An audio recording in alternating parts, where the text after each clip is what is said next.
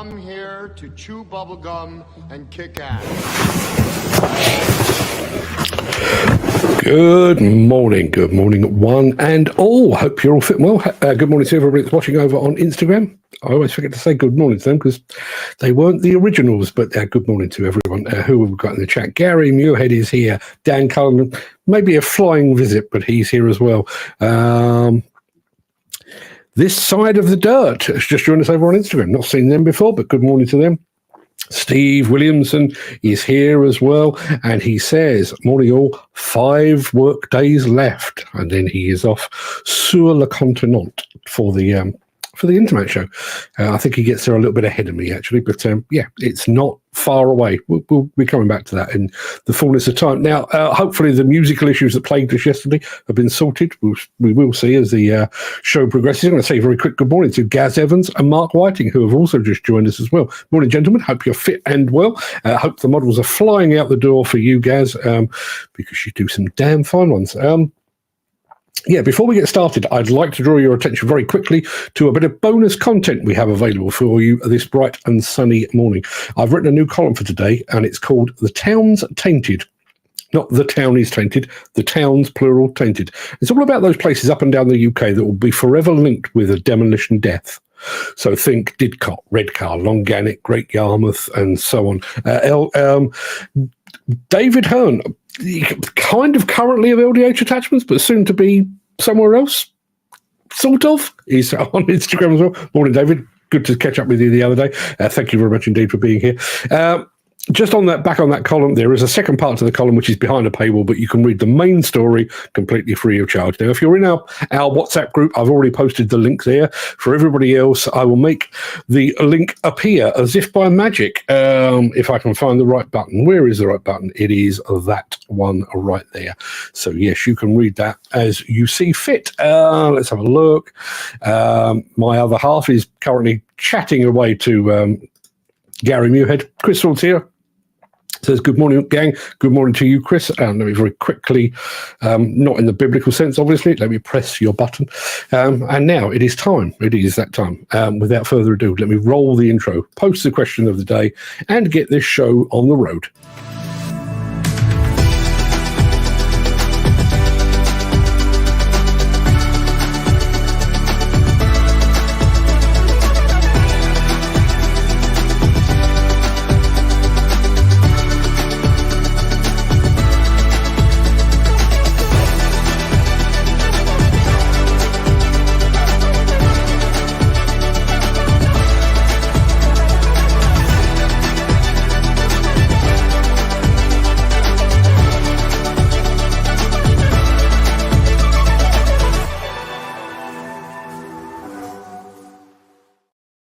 It is Wednesday, the 10th of April, and I do have to say a very quick good morning to the fine folks over at We Are Conker. For those of you who don't know, Conker make rugged devices, so rugged phones, rugged tablets, and that kind of thing. We will be featuring them on the show tomorrow. If you're sick and tired of breaking your precious iPhone or something similar, please tune in tomorrow because we've got something very important to show you. So, yes, it is Wednesday, the 10th of April. Welcome to the Breakfast Show. I am your host, Mark Anthony, blah, blah, blah, blah. In today's show, Wacker Neuson steps up site dumper safety. We go behind the scenes at the Case Mini Excavator Factory over in Italy. A man's reach should exceed his grasp, so the saying goes. So meet the Maxi Reach Extension Arm. We all float down here with the amphibious Komatsu excavator. We all float down here. Stephen King reference. I don't expect everybody to get it. And we've also got somebody watching on Instagram all the way from Brazil. I don't speak Portuguese. My apologies, but good morning to you in Brazil. Direct from Brazil, they're saying, I think. But thank you very much indeed for being here. Don't know why you're here. I hope you can understand what I'm saying, but good to have you along for the ride. In addition to all of that, we're going to be looking ahead to Intermat 2024 in the company of the fine folks at Hitachi. But before we get to all that, we do have the small matter of today's mystery machine that we need to attend to immediately after this.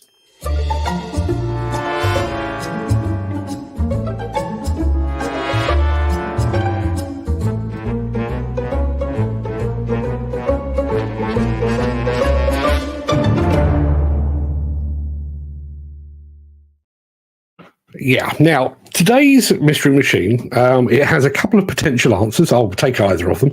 But I will tell you that once you see one part of this machine, I think it's then going to be a race to see who actually comes up with the correct make and model.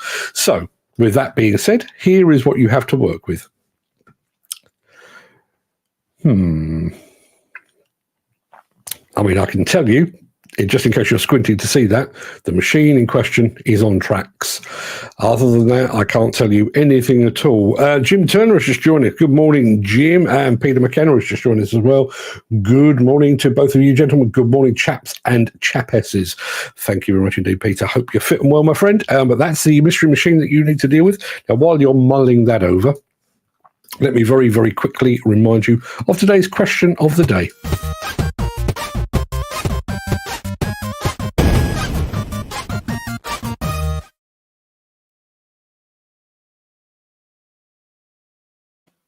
Yeah, rather unusually, we're actually doing a question of the day that relates to the business, the industry. Question of the day, quite simply, is this: what are your 5 favourite attachments? Now, I don't have a dog in this fight. The only attachment I use is that one, and that doesn't really count. So I'm out. So I'm going to leave the rules entirely up to you. You can choose your top 5 by make, by model, type, application. Knock yourselves out. What, if you want to be prepared for everything, what attachments would you like lined up? And you've got 5 to choose from. And I'll go one further than that. You don't have to include a bucket. You can if you wish, but you don't even need to include a bucket. What would be your top 5 attachments that you would take with you everywhere given the chance? Or if somebody waved a magic wand and said, there you are, you can kit out your machine, money is no object, what 5 attachments would you like to add to your armory? Let us know in the chat. We'll come back to that right after the show. But first, the show.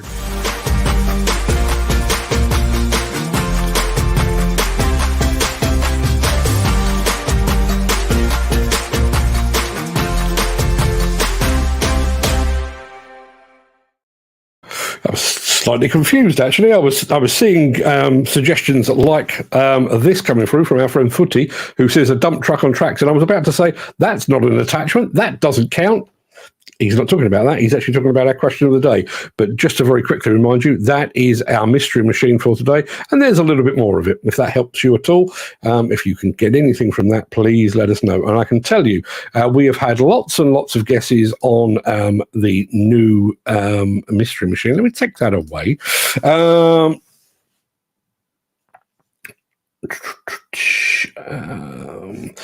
Jim Turner says the Cat 215. It is not. Peter McKenna says Kubota KC300H or HR-5. It is not.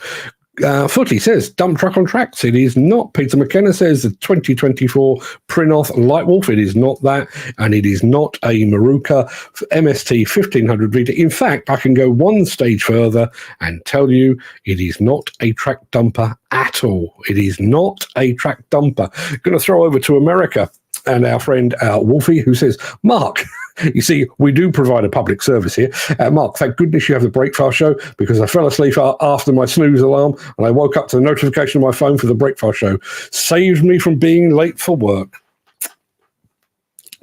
Then my work here really is done. Digger pulling levers over on Instagram. Good morning to you. Don't know where you're watching from, but thank you very much indeed for being here. Appreciate your company. That is the mystery machine as it stands. That's what you're working with. If anybody's got any guesses on that, please let us know. Now, we've already mentioned Intermat. I'm going to mention it again a bit later in the show as well. In less than a fortnight, I'm going to be catching up with my friends over at Wacker Neuson, and I haven't seen any of them since my trip to Germany last year, so it will be good to catch up with them as well. But it will also be good to check out the company's latest collision avoidance system, which looks set to make a huge contribution to site safety. Take a look at this.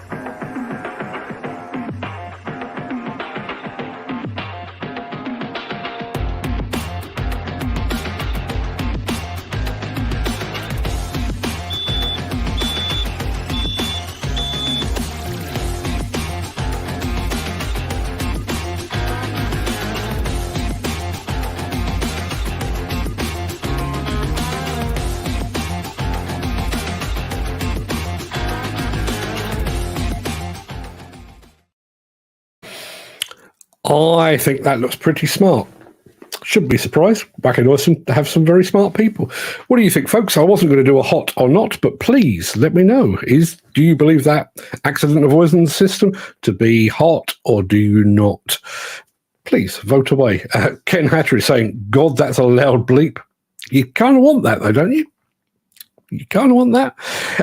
Now, we've already... What are we? We are just two frames into our mystery machine, and we already have a correct answer.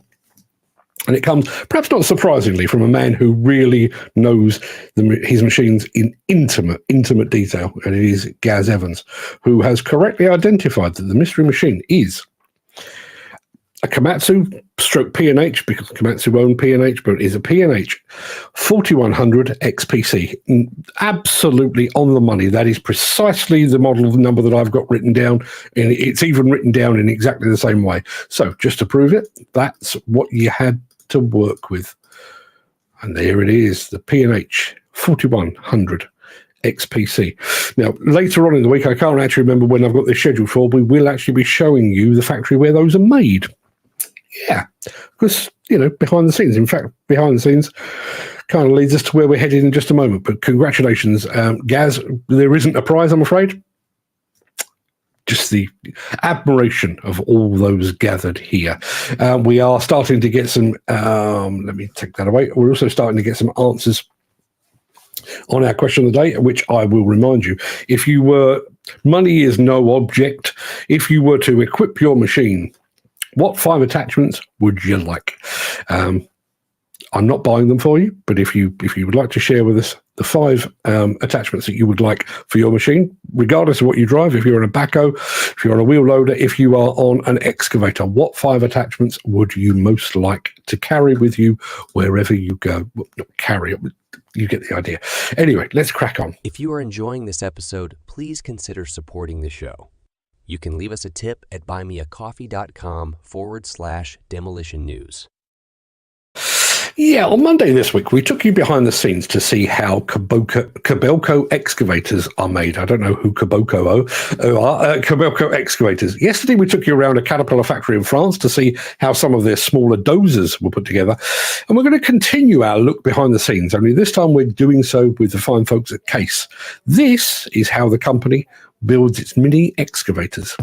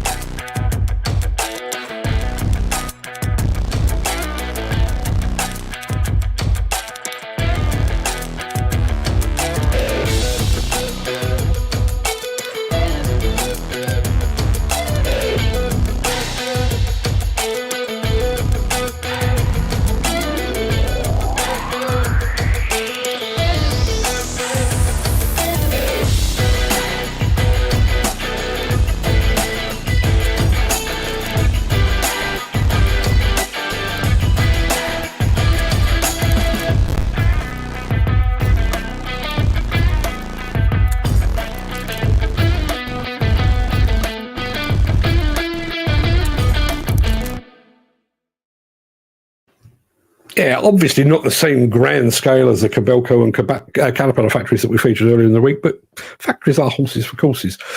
Having seen the machines up close, I can tell you the factory is doing a very good job indeed. Make a very, very good mini excavator, do the folks over at Case. We will be looking at another manufacturing plant tomorrow, so stick around for that.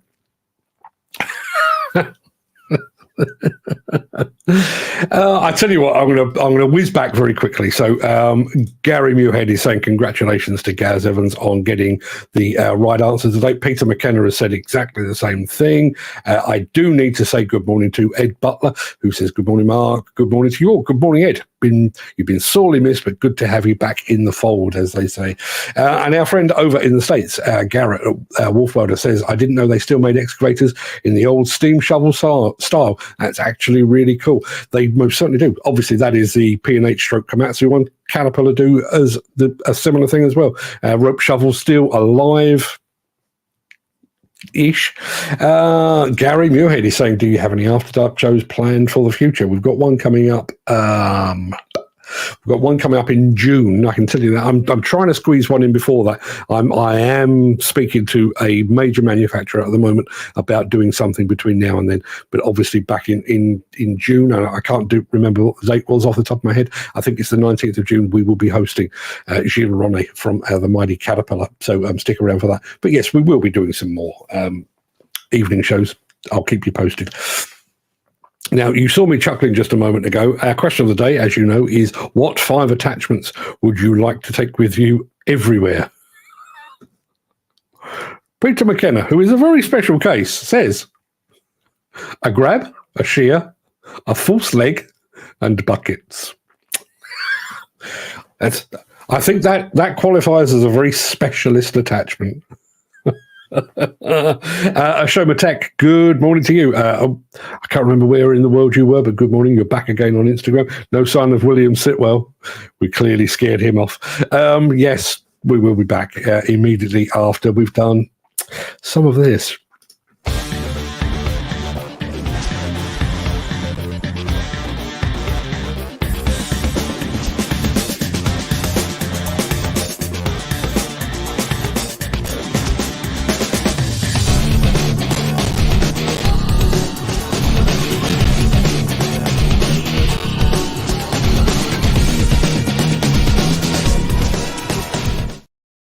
Going to say a very quick good morning, or should I say buongiorno to Santino Privatera. She's just joined us over on Instagram.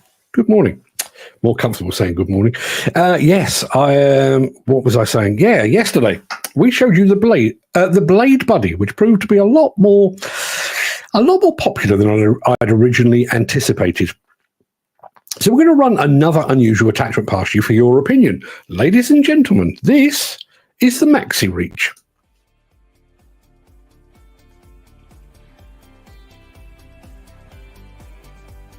Introducing the Maxi Reach Extension Arm. It's the latest addition to the popular Robur range of attachments by Ace Equipment. Supplying clamp buckets, tilt buckets, rippers, dick rakes and more. Designed in New Zealand for our demanding conditions, there's a Robur attachment to help you get your job done with ease. The Robur Maxi Reach Extension Arms come in a variety of sizes to suit machines from 6 to 30 tonnes, and can increase the reach of your existing machine by as much as 7 metres. Ace Equipment can also custom make a special arm to suit your individual requirements.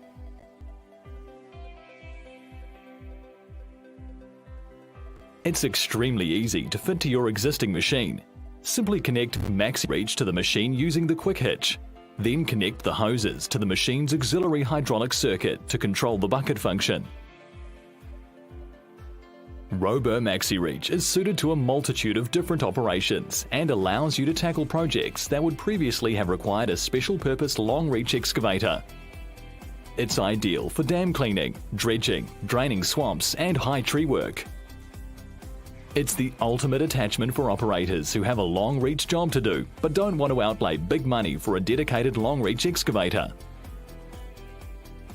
Add a Robur Maxi Reach to your equipment today and start earning. For more information or to order, visit aceequipment.co.nz or call 0800 407 500.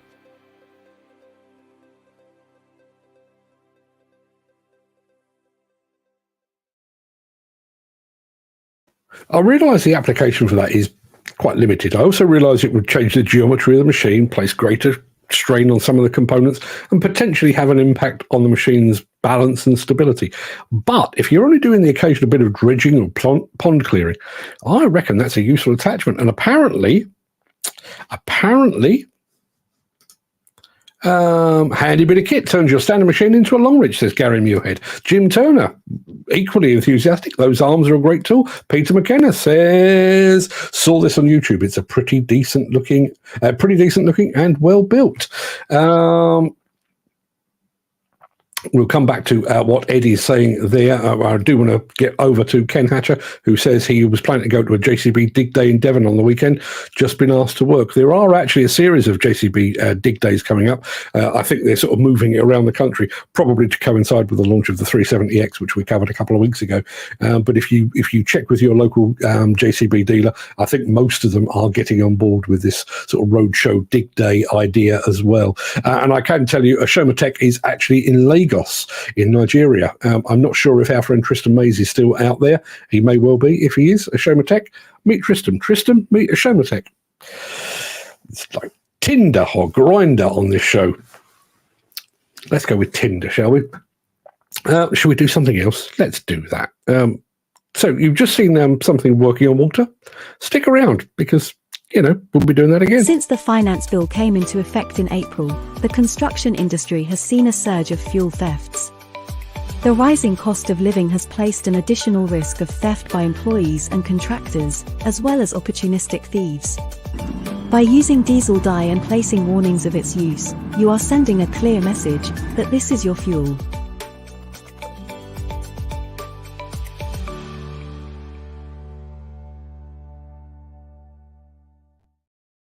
Good morning to Sergio Santos as well over on Instagram. Now, I said we were going to be staying by the water. That's not strictly true. In fact, in our next clip, we're actually going in the water, and we're doing so with a big amphibious Komatsu excavator. While you're watching this, and I hope you enjoy the music, please let me know, would you fancy taking this for a spin?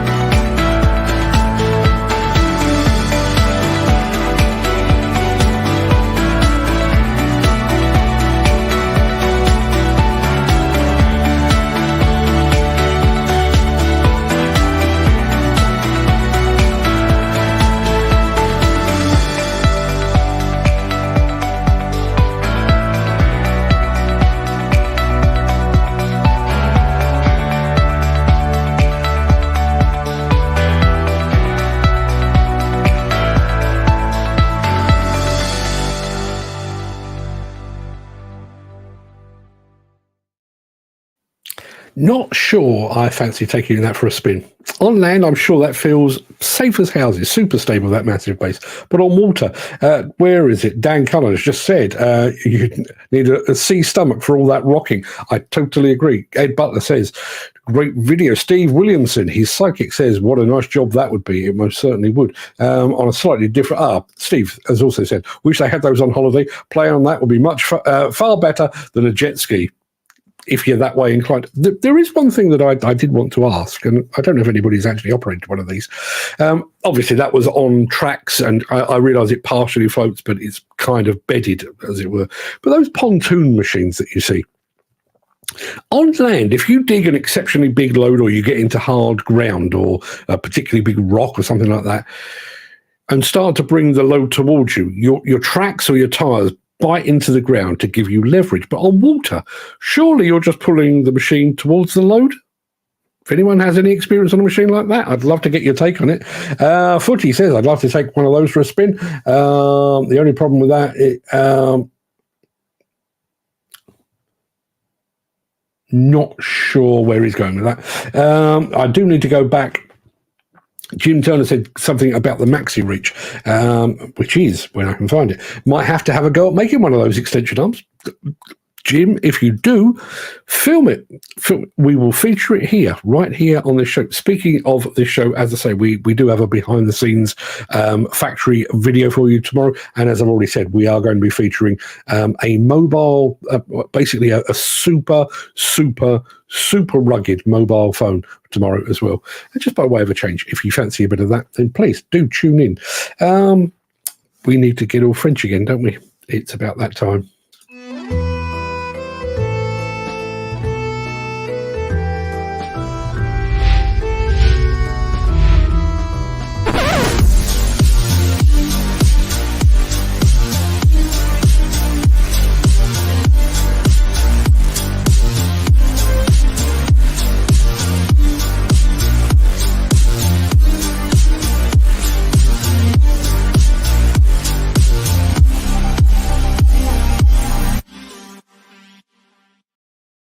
Right, I'm going to go back because the comment from Footy now makes perfect sense. The only problem is if one of the fenders gets in a hole, you sink and turn over. Not a good place to be. Gaz Evans explaining exactly how they work, and he should know.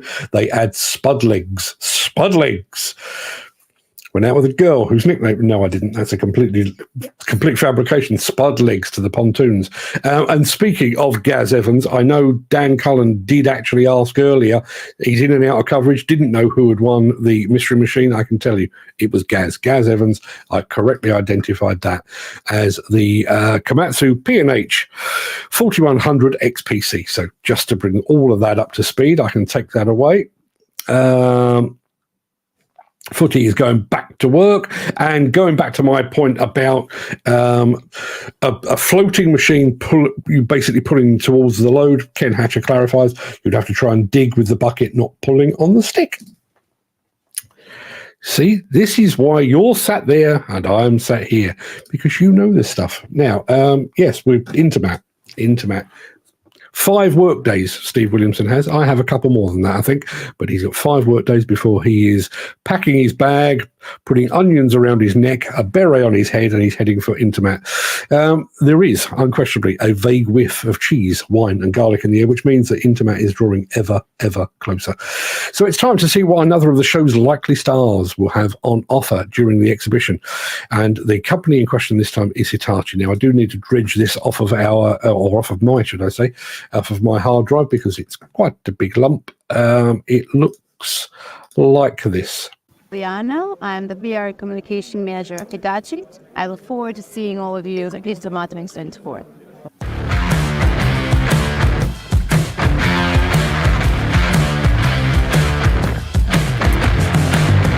We are excited that Intermat is back. We're proud to be here as well, so we're looking forward to the event. Innovation is what we do. And just like you said, we've always tried to create new products, to create new solutions for our customers to make their job sites a safer and better place to work. So during Intermat, we will be presenting 10 of our machines, well, the top 10 we call them here in France.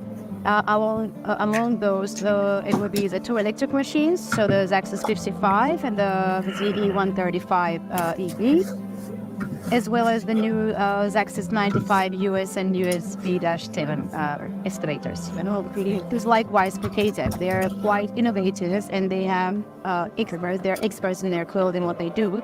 So together with Hitachi, we could combine those exposed and create something even better. So all these special application machines that they are sort of specialized in will just come to Hitachi stable, and we can all make this just even bigger success. We want to hear what the customer needs. So it's, I would say it's not about developed markets, it's more about the developed customers that we have around the world, around Europe, Africa, and parts of Africa and Israel. So we tend to hear what is it that they need. So we try to customize the machines so that they can operate and be more efficient with, let's say, one machine with all kinds of different colors that are available for that machine.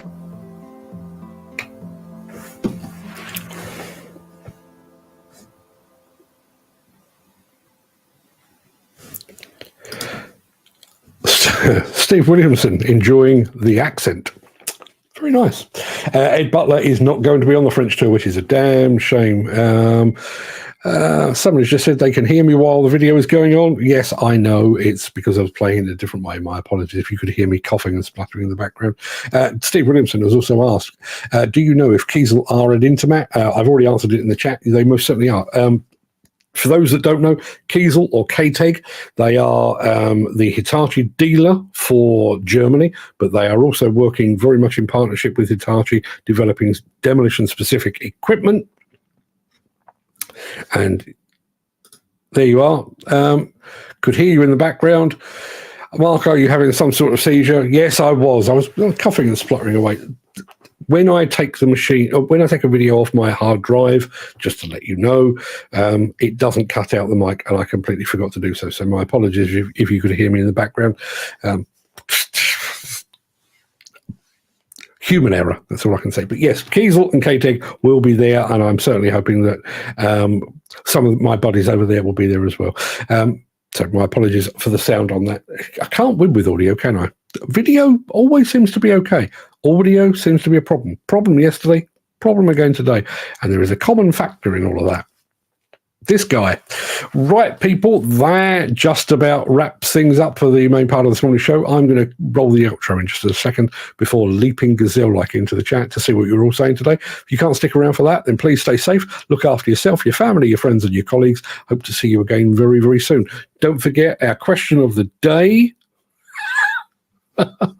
Ed Butler says, I thought you were eating a cake. I wish I was. The service in this cafe is terrible. Terrible.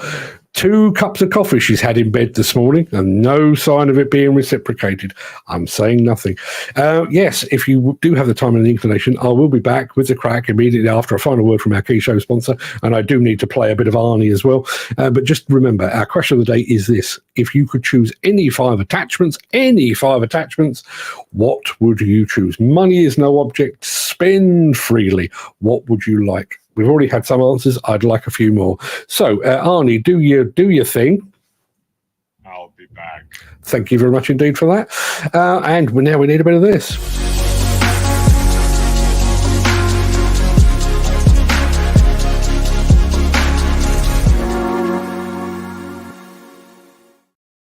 Right, fingers crossed that the music's going to work and not let us down again.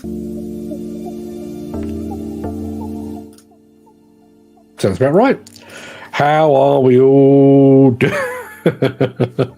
And there, just to prove the level of service that we get here on this show, I'm not even downstairs yet. Yes, my wife is off to see our eldest daughter today and has probably been doing her makeup for the last 2 hours.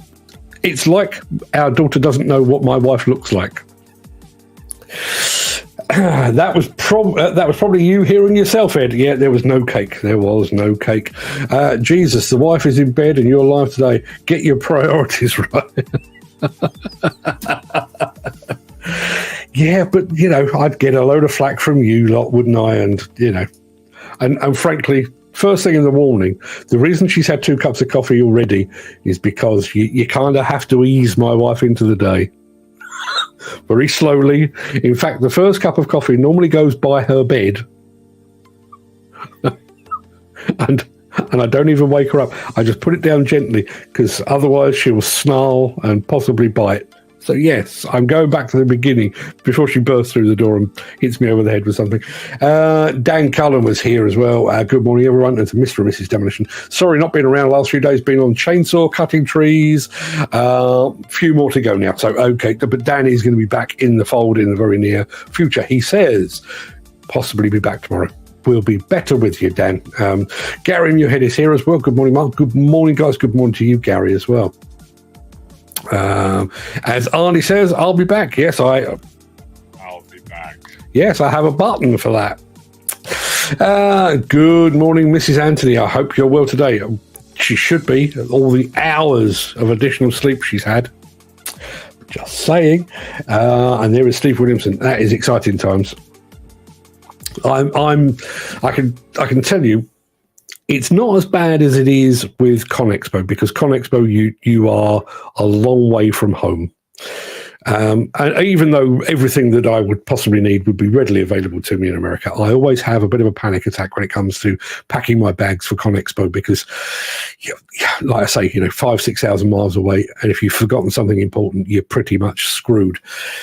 But I'm getting that with Intermat. I've got a packing list. I've got 2 packing lists. I've got one for me personally, which is for both holiday and for pleasure as well, that I call upon basically just to remind me of stuff that I need to take, and it includes things like shoes and socks and underpants and stuff. But I've also got another packing list for all the camera and audio gear and lenses and SD cards and all that. And I'm already slightly panicked about it all because there's a lot. There is a lot, but hey, what's the worst that could happen? I mean, I'm sure if we forgot an SD card, or we filled one up, or filled 10 up, because that's about how many we carry, I'm sure we could go and get another one in Paris fairly readily, but I'd just rather not have to have the hassle. Gaz Evans, who went on to be our winner of the Mystery Machine today, is in the house. Good morning to you, Gaz. Hope you're fitting well. Mark Whiting is here as well. Good morning, Mr. Whiting. Yes, my other half. See, she's using the excuse of this being an Easter holiday. She's a swimming school teacher, so her work coincides with school work time. So she has long summer holidays, and Easter is a fortnight off. But trust me, most days of the week, she's propped up in bed like Queen Sheba, demanding coffee and buns. She doesn't demand buns, but you get the idea. Chris Ford is here as well. Good morning, gang. Good morning to you, Chris. There is today's column. Should you be that way inclined, it is called The Town's Tainted, and you can go and take a look at that. No, I've just had a message over on LinkedIn rather, that has got absolutely nothing to do with the show, so just want to make sure that was okay. What have we got here? Gary Muirhead. All good, thank you. Enjoy the rest of your holiday. She will. She's off to spend a couple of hours with 3 grandchildren today, so she'll be in fine fettle by this evening, or exhausted, or both, one of those. There is our question of the day for today. What are your 5 favourite attachments? What are your go-tos, or what would be your go-tos if money were no object? I realise very few of us have that luxury, but if you had endless amounts of cash, what 5 attachments would you pack with you wherever you went? Jim Turner says, good morning. Peter McKenna says, good morning, chaps and chapesses. Not seen too many chapesses, or certainly not on the main part of the show. Plenty over on Instagram. Maybe we're a bit more female friendly on Instagram. Maybe because my image is that much smaller on Instagram, I'm less intimidating to the female of the species over on Instagram. Who the hell knows? Jim Turner was one of the first with a guess for our Mystery Machine, but no, it didn't last very long today. As the actress said to the bishop, few more, and then Gaz Evans weighed in with the correct answer almost immediately, which was the Komatsu P&H 4100 XPC rope shovel. That's what it were. Ken Hatcher is here. Good morning, he says. Tarmac. I assume that means you're on the tarmac as opposed to you're calling me tarmac. But either way, good morning, Ken. Happy to have you here. And happy to have our friend Wolfwelder69 here, even though I woke him up. Although, as you can see, he's grateful for the fact that I did wake him up. Good morning to you, Garrett. Thank you very much indeed for being here.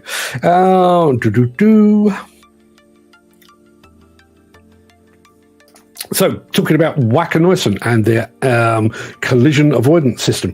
Ken Hatcher says, God, that's a loud beep. You'd want that, right? I mean, I kind of swing both ways on this. My wife has got a car that has far too much to say for itself. It bleeps when you reverse. It bleeps when you get too close to objects. It bleeps when the handbrake's on. It bleeps when the handbrake's off. It just basically likes a bleep. And they're all different bleeps, but the one thing I would say is very, very good is that they've managed to get the sound to move around. So if you're about to hit something on your left, the sound comes from the left. I quite appreciate that, but far too much to say for itself. That being said, something like that system from Wacker, I would have thought the louder the better, because not only do you want to alert the operator, you want to alert those that are working around. Hopefully they won't be so daft as to walk in front of the machine again. That would be my take on it. So our question of the day today was, what are your 5 favourite attachments or your 5 go-to attachments? And here is Gary Muirhead. Is either his current armoury or his wish list. I'm not sure which it is, but he says, number 1, steel wrist tilt rotator. Number 2, steel wrist gripper. Number 3, grading beam. Number 4, pallet forks. And number 5, my electric lunchbox. My electric lunchbox grading beam. I think there's a typo there, but an electric lunchbox, what a time to be alive, people, an electric lunchbox.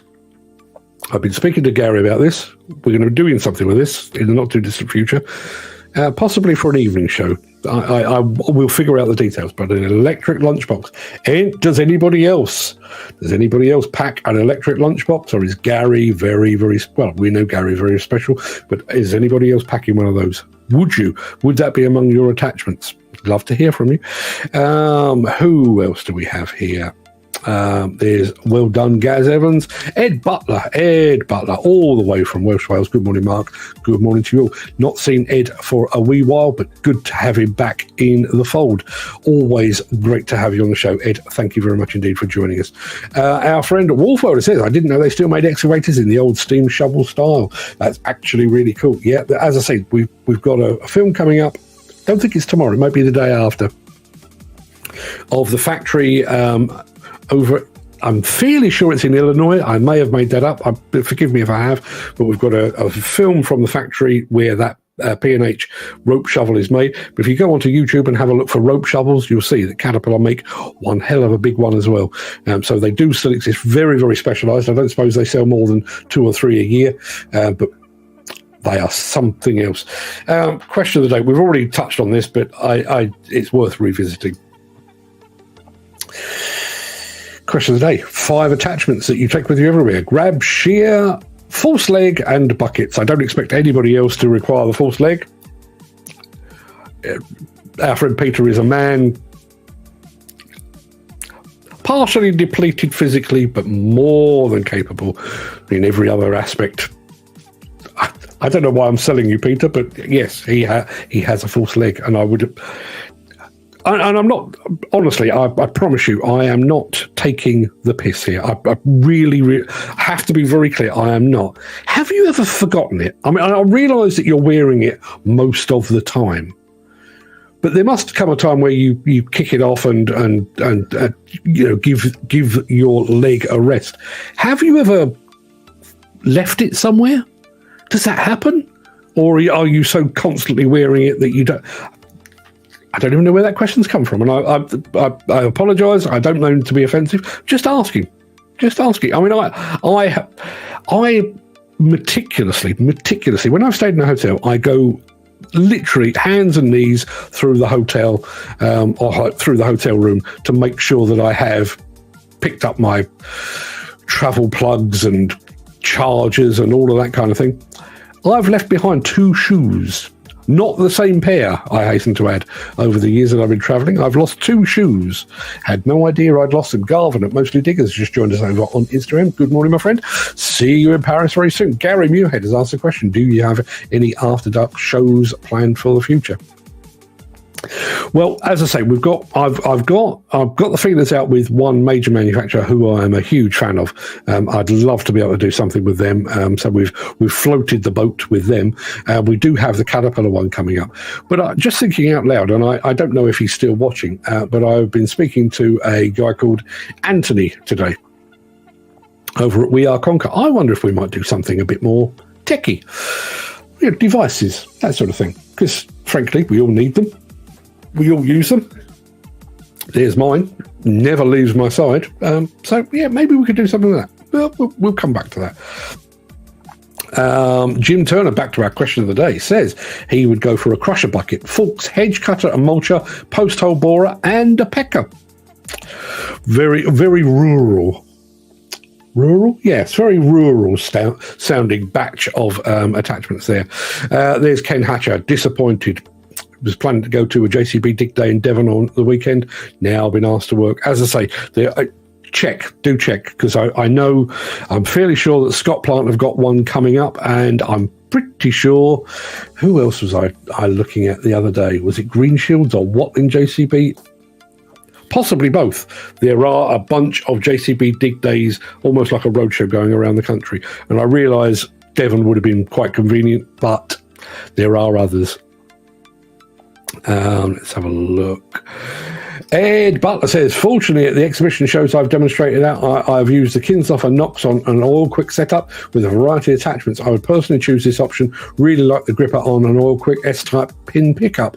I'd have a silting grab, brush, hydraulic forks, and a good narrow breaker. Very specific, but yeah, absolutely. You've got pretty much everything covered there, I would say. That is Ed's shopping bag. Steve Williamson had to shoot to the shop. One hot dog has now been demolished. Well, you know, we do demolition on this show, not usually of hot dogs. And hot dogs, when did that come in? That was at 10:23. A hot dog at 10:23. Feels a bit early to me for a hot dog. Then again, your day probably started several hours before mine. Ed Butler says, I'm planning on heading to the JCB Dig Day, and his sidekick says, I'll see if I can make that, Ed. Which one are you going to, Ed? Let me know in the chat. I'm in and out of coverage, so I won't be able to get back. Who got the Mystery Machine? We know it was Gaz Evans got the Mystery Machine today. I wish they had these on holiday. That is the amphibious Komatsu excavator, playing these far better than a jet ski. Can you imagine the bedlam you would cause on the beach in Torremolinos? Rather than a jet ski, you're out there digging up the beach. Be worth it, wouldn't it? Dan Cullen says about the amphibious machine, the only problem I see with those is they are limited to that work. Yeah, but if you are, I mean, I'm fairly sure, I'm not absolutely positive, but I'm fairly sure that video actually came from Cambodia. If you are working in that kind of environment and you are doing that kind of work all the time, being a specialist machine, not that big a deal, I wouldn't have thought. Jim Turner, going back to the Maxi Reach, he's going to have a go at making an extension arm. Love to see that. Love to see that.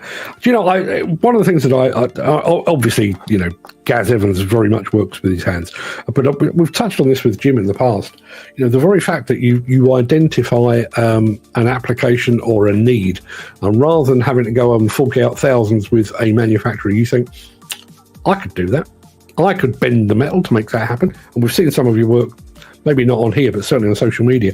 Love to see you do that. Great video, says Ed Butler. Thoroughly enjoying the amphibious machine. What a nice job that would be. Yeah, absolutely. In the Cambodian... I'm not even... Wasn't a paddy field, was it? Don't know. Rainforest, maybe? Does they have rainforests in Cambodia? Not sure. Let's have a look. Dan Cullen answering the question of the day, which is, which attachments would you have? He would have a breaker, bucket, and a grab. pretty much covers all the options as well. Steve Williamson's asked, do you know if Kiesel are at Intermat? They are. We've already confirmed that. They are going to be part exactly the same as they did at Baumer. And I did find that interesting, actually. And maybe it's because I'm biased, because I do love my demolition machines. The Hitachi display at Baumer was massive. It was fantastic. It was awesome. But I've got to be honest, the biggest crowd was around the K-Tech bit. Really was. They do some fantastic work. And yes, I was audible in the background. Mark, are you having some sort of seizure? No, I was coughing and spluttering, I think. Could hear you in the background. I can only apologise. I thought you were eating cake. No, I wasn't eating cake. Probably one of the best equipment they do when they get there and on a machine. It's turned into an animal. That's K-Tech or Kiesel. Yes, most certainly is.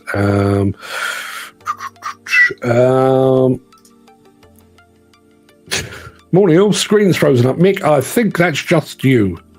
At least I my wife's saying, you're being very brave today. I figured, given that I'm driving you in just a few moments, I figured that I could get away with a bit more than I normally do, because you kind of need to stay on my good side, right? Maybe. Bearing in mind, where are we? What is the time right now? It is 10:55. Already mentioned the fact that Steve Williamson had consumed a hot dog at 10:23 this morning. And he's also had 3 cream eggs. Feels early, but as I say, he gets up early than me. Do you know what is really annoying? Really annoying. I don't know what the calorie count on a hot dog and 3 cream eggs is. But Steve Williamson is like a stick. If I ate like that, you wouldn't get all of me on the screen at once. You lucky bugger. Let's have a look. There is Mick Norton saying good morning to you as well. Mick is saying his attachments would be his wallet, his glasses, Freedom Pass, phone, and a doggy do bag. Only attachments I need. Do you know, I do find that somewhat annoying. The number of times I've been out on site, or even out for an evening, you put your hand in your pocket and there's a poo bag from a previous trip. Steve says, question of the day, grading bar, brush, forks, compactor plate, buckets. Nothing you can't do with that. I reckon you'd struggle with demolition with that. But if that's not your game, then why the hell not? Dan Cullen is saying, I need that lunchbox. Well, watch this space, because we are going to do something with that. Steve says, I heard there's a big shortage of wine gums in Wales. He's been in rehab at the wine gum rehab resort the past few months. Is that true? I'm getting an awful lot of abuse, Mr. Steve. Yes, you are. That's why you're here.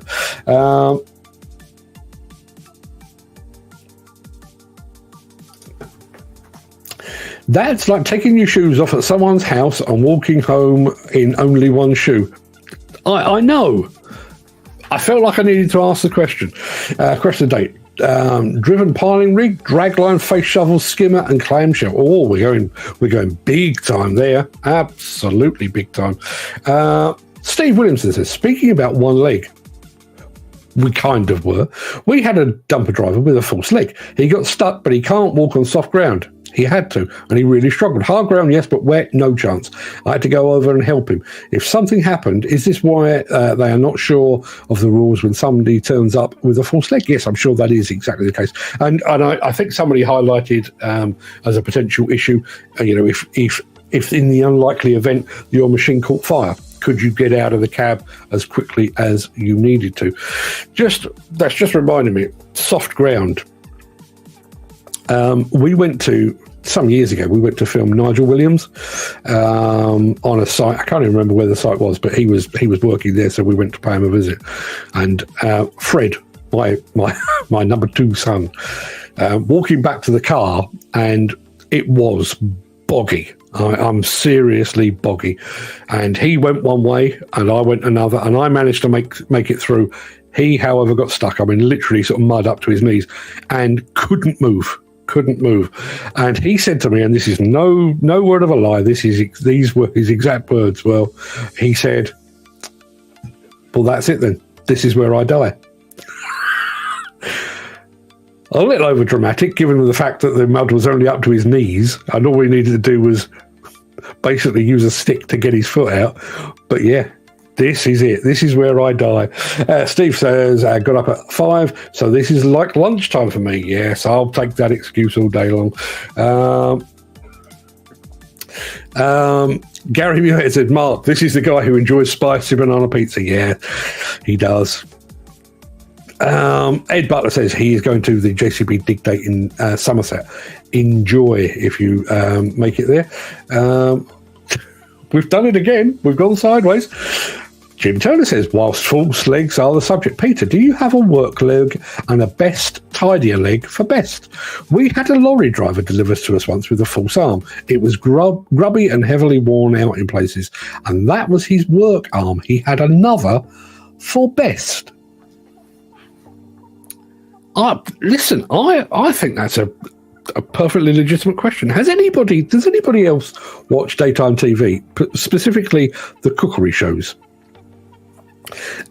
Back in my old office, a couple of years ago, I worked in a corner, and I had a big widescreen TV behind me, and just for sound, basically, I used to put on the cooking channel. I don't know what it's Food Network, is it called? So that used to play in the background. And then when it came to lunchtime, I was sat there eating my sarnie or whatever it might be. I'd sit there and watch, cooking TV would just wash over me. And there was a chef, a Michelin star chef, so very famous. He's been on TV a lot. Goes by the name of Michael Caines, not Michael Caine the actor, but Michael Caines, plural. And he has a false hand, which bearing in mind he's the head chef, so he largely tells other people what to do. But on occasions, he is on TV cutting stuff up, and he basically rests his false hand on whatever he's cutting. But when they show it in close-up, his fingers are basically full of I don't know whether it's made of plastic or a latex or something like that, but his fingers are full of holes where he has been slicing. Obviously, he can't feel it because it's not real. Or it's real, but it's not attached to him. Let me try that again. It's false. It's a prosthetic, but it's full of holes where he's been slicing his veg and sliced his fingers as well. So yes, I'm sure there is potential for a work arm and an arm for best. I don't know. Jim Turner says he's going to start with a small extension arm, make one for the 3-ton mini digger first. Yes, start small and work your way up. Steve Williamson says, yes. Yesterday, GPS is fantastic. Heard rumble of jet engines and boom, out went the GPS. When they get a real shout, everything goes down for at least 10 minutes until they have left the area. You are in that area, though, aren't you? I do remember being up in the Highlands of Scotland. I'm trying to remember exactly where I was. I'm sure it had the word Glen in it. But I'd driven up there, and at one point we were stood there taking some photographs. I was field testing a car at the time.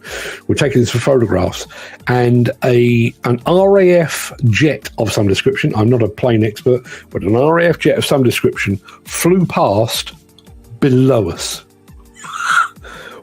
We were looking down on a we were up high. It was flying basically in a valley between the mountains. We were looking down on a plane. That's a weird thing. That is a really weird way of looking at it. Ed Butler says, now you're pulling my leg. We can't pull them too hard because they may not necessarily be attached. Gary Muirhead says, is that where the saying comes from? Best foot forward? Possibly. Mick Norton says, what does Mick Norton say? My mate in Oman wore a prosthetic leg from the knee down after walking over a Chinese anti-personnel mine in Radfan in 1970. Years later, we were both enthusiastic members of the Sergeant's Mess darts team, and if we won the match, we would all throw our darts into his prosthetic leg for the Craic. Good party piece, which somewhat startled the opposing team. Now, this has really No, it's not coming. There is a story of I think it was an actor, a famous actor who had a false leg. And apparently to alarm people, at dinner, just for the crack, he would get hold of a fork and stab himself in the leg. And people would scream and squeal, but it was false. I can't remember who it was, and I'm fairly sure it was Michael Caine that told the story. Not entirely sure. If anybody knows that, let us know. Talk about working with idiots. I think we do that most days, actually. These guys with no clue are on the verge of being in a search and rescue with no English, and he's pissing me off. Yes, I saw that. All I get is gobbledygook. Listen, it's your choice. You chose to watch this show. What are you expecting? Mick says, machine driver I know from Southampton had a false leg. He was in the wrong place, wrong time, and someone shot him. He had to have it changed. Met a bloke in the hospital who was the same. Baz was asked how he lost his leg, and some said someone shot him. This bloke answered he lost his leg when a Panzer shell hit him. Baz said to me, you always find someone who had a better story. Yes, you do. Yes, you do. If you've been to Tenerife, they've been to Elevenerife. And I'm sure I've mentioned this on the show before, but given the fact that we're winding down now, or I'm about to land this plane, this tired old tiger moth of a plane, I was in hospital after I had my whack on the head on a demolition site. I had to have my basically the lower portion of my left eye socket rebuilt. It sounds awfully grand. They basically stuffed a bit of plastic in there so that my eye didn't droop any longer. A whole other story. So I'm in St George's Hospital quite close to Tooting in London, and I was in a ward of 6 guys, and I was in this bed. The guy to my left had been in a car accident and he cracked his head and had basically a bit of a dent in his head, so they were fixing that. Another guy had I think that was also a car accident as well, and he'd broken his nose, but it had basically pushed his nose right round to one side, so they were fixing that. So we were going around, what are you in for? We were all in for pretty much the same thing. But there was a guy in the bed, and I can still remember, if I was here, he was over that way. Came to him, what are you in for? And perfectly straight face, he said, snake bite. And I've got to be honest, being a Brit, snake bite to me, I generally encounter that in the form of alcohol. So, okay, so it turns out the guy had been sleeping rough. He was homeless. He was sleeping rough in Kingston upon Thames. If you're going to sleep rough, sleep in Kingston upon Thames because it's very posh and upmarket. Basically, he was in a sleeping bag.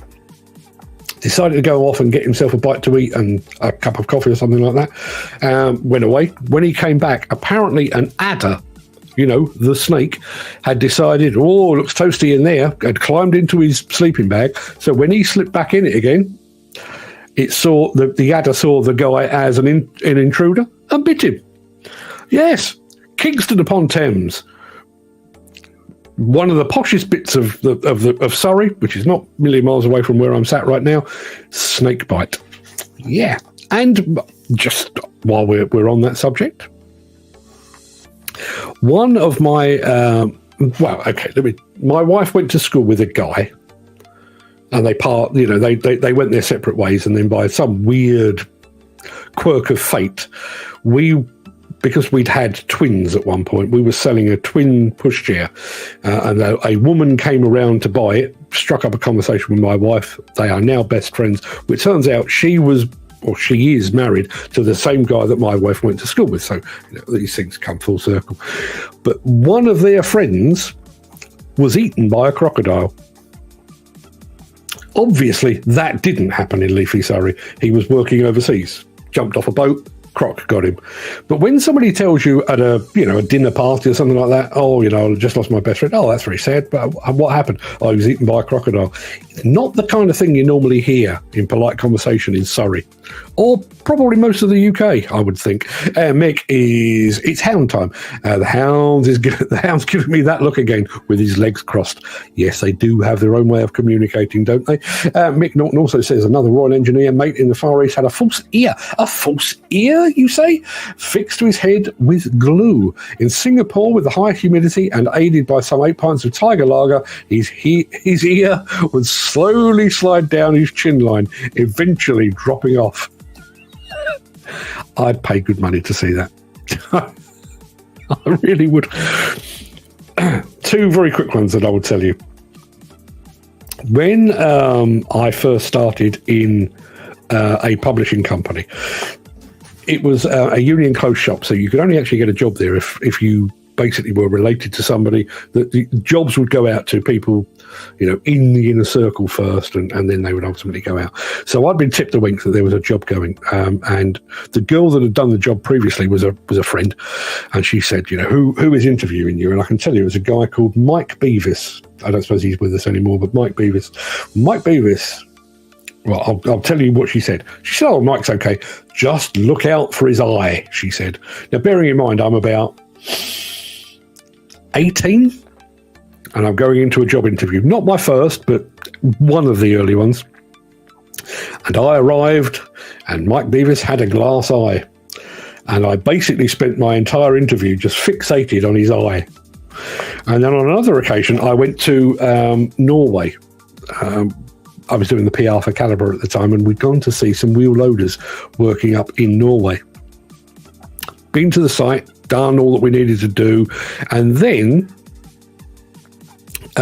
when we went back to the office. Before we went in to see the boss man for the interview part, the guy from Caterpillar said, just don't mention his hair.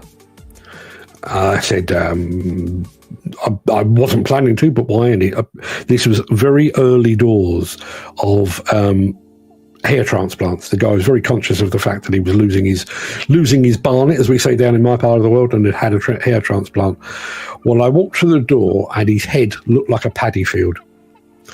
Not in the Turkish style like they do it now. There were just tufts in dead straight lines down his head. So when I was looking at him, I could see through the tufts. One of the hardest interviews I've ever had to do. Let's have a look. Steve Williamson says, are you going back to any places to eat when you're in Paris? I need recommendations. We should meet up one night, Steve, on that basis. Last time we were in Paris, we were not a million miles away from where we are going to be this time. But no, I mean, yeah, listen, it's Paris. You can eat pretty well in Paris. All I would say is avoid the Champs-Elysees like the plague, because it will be twice the cost and half the quality. So tuck yourself down, find yourself a little brasserie down a back alley or something like that. That would be your best bet. Mick Norton says, my late dad worked in an iron foundry where two of his gang had a full size, one blue and one brown. When there were school visits to the foundry, they would swap full size and frighten the life out of the little grommets. To this day, I still find this story funny, but I also find it slightly queasy making. When I lived at home, long before I met my, no, I think she was still around. She would have been around, actually. But yeah, both of my grandparents, I had a grandfather still alive on one side, so my mum's dad was alive, and my dad's mum was alive. And they came round, I think it was like Christmas dinner, and they all sat there and ate their Christmas dinner and all the things. And after dinner, they sat down to relax, and both of them took out their false teeth and put them on the mantelpiece. A couple of hours later, when it was time for them to go home, they both picked up the wrong teeth. And I listen, I don't have false teeth. I could probably do with them, but I don't have false teeth. I would have thought the moment they went in your mouth, you'd go, hang on, there's something not quite right. But both of them tried to make them fit. That looked weird. Steve says, also picked up some homemade tablet that was on sale at the till. So thought, why not? It's Wednesday, treat myself. Tablet, don't get me started. Gary Muirhead has very kindly sent me tablet in the past. Not good for my diabetes. Not good for my teeth. But god damn, that's some good stuff. I'm glad it's a long way away. I'm annoyed that haggis isn't as widely available down here as it should be. But I'm quite grateful that tablet is only available up your part of the world. It's far too sweet, far too delicious, far too bad for me.